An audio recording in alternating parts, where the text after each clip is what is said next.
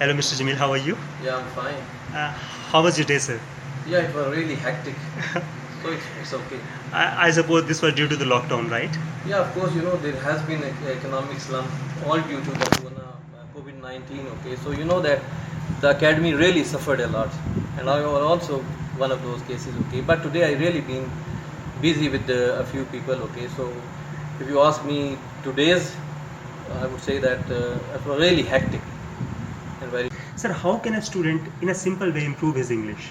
Yeah, definitely it depends upon his level of education. Okay, so I would say that he should read the newspaper, he should watch the English videos. Okay, and most probably it's better if the videos are with the subtext.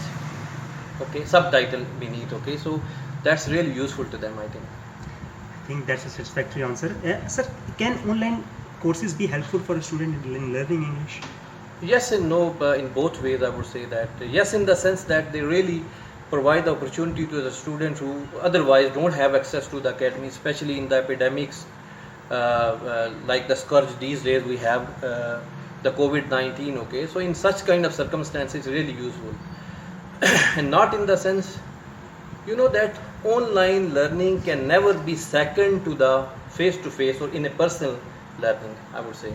Because in a personal learning, that, for example, the student is able to ask questions to the teacher. Okay, and also that, for example, the country we are in. Okay, so the load shedding is also one of the problems we face today, and also that not all the students have access to internet, nor they are that how to use internet and so forth. So I think that face-to-face learning is far better than this one. Great, sir. Sir, my third question is going to be, do we have to learn English grammar compulsorily? Yeah, it's better, especially if you really want to learn academic English. Okay, so when it comes to academic English or academic learning, okay, so that it would be very much part of learning. Okay, so if you just want to say that you want to learn English just to make your way. Okay, for example, you want to convey your message to the layman. Okay, so the people who may not have much access or much knowledge of English language. Okay, then you may say that they may learn English without grammar. But when it comes to academic learning, I would say that English is very much grammar is very much necessary. Okay, and compulsory. Sir, according to your experience, because you have had more than 1,000 students in Maybe the past. more than that. Yes, more than yeah, that. okay. Mashallah, mashallah. Do you think for a student is learning English grammar difficult? It may or may not be. Why I said it may not be or may be. Okay, it depends upon the teacher. Okay, who teach them. Most often, for example, we come across the students who've been learning with the teachers. Okay, who might have taught them English language and English grammar even for years and years altogether, but still they are not able to got full command at English grammar.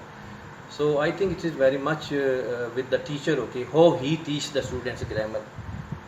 So I don't think so that it's difficult to learn grammar. Yes, okay? that's satisfactory, sir. Sir, on an average, how long does it take for a student to learn English in terms of spoken?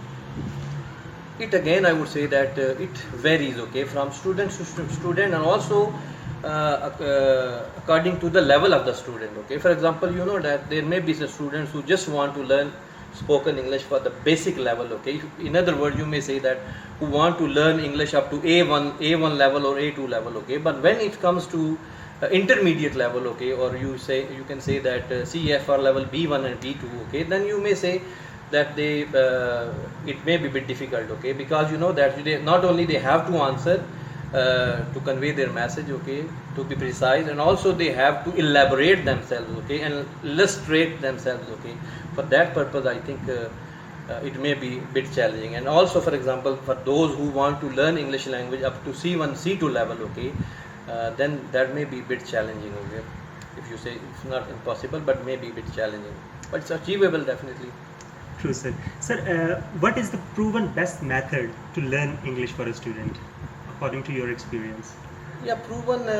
It's really debatable. Okay, Debatable. It may be, that it again varies from student to student and situation to situation. Okay, but I think if you say that speaking method, to be precise. Okay, if you use more vocal language. Okay, for example, if you teach someone, if you provide someone opportunity, for example, as you also have the academy where you provide this kind of environment where students, I know that, for example, they can communicate with one another. Okay, so they speak face to face. I think that's best method, especially for those people who may not have the education background, especially.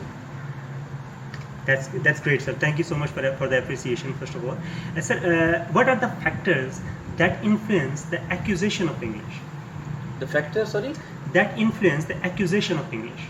There may be, of course, the teacher, for example, the competency of the teacher, how competent the teacher is, okay, and how dedicated he or she is, okay, and of course the dedication of the student also, that matters, okay, for example, and also the method they use, for example, to learn English language, okay, and also above all the audio visual aids they have, okay, so they really matter. Sir, what is the difference between written and spoken English? Is there any difference according to you?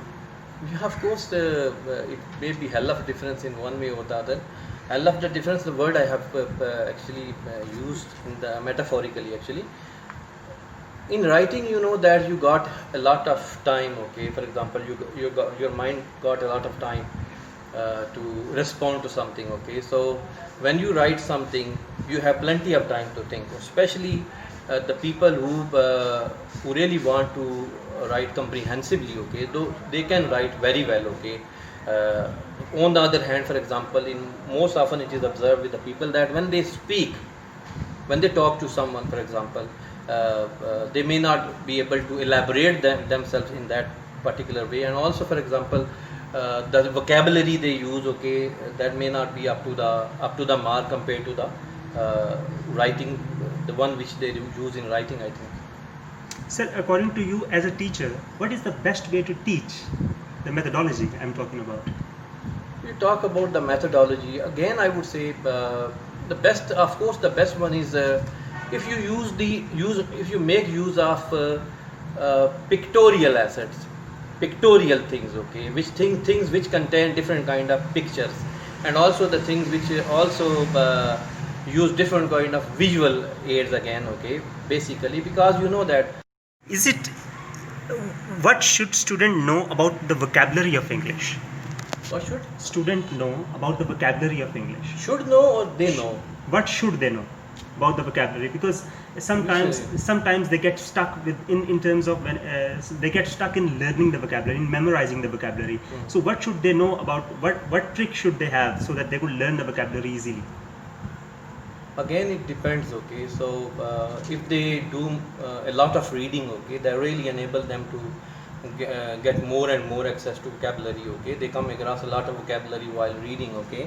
And also nowadays, that as the movies also have the subtitle beneath, so that also helps them to add to their vocabulary by reading newspaper, to be precise. But again, it depends upon the student, for example, whether he really take pens to consult the dictionary for that. Most of the students don't do it. This is my experience. Yes. So my last question is related to IELTS learning. Basically, what if a student does not understand the examiner in speaking test? What should he do? So the best thing is instead of saying that please repeat, you should simply say pardon, excuse me, pardon. So it means that he couldn't hear it. Instead of, we should say that he couldn't understand. He has a bad hearing. Yeah. Yes, yes. Sir, can I ask one more question, please? Yes. Does the accent matter?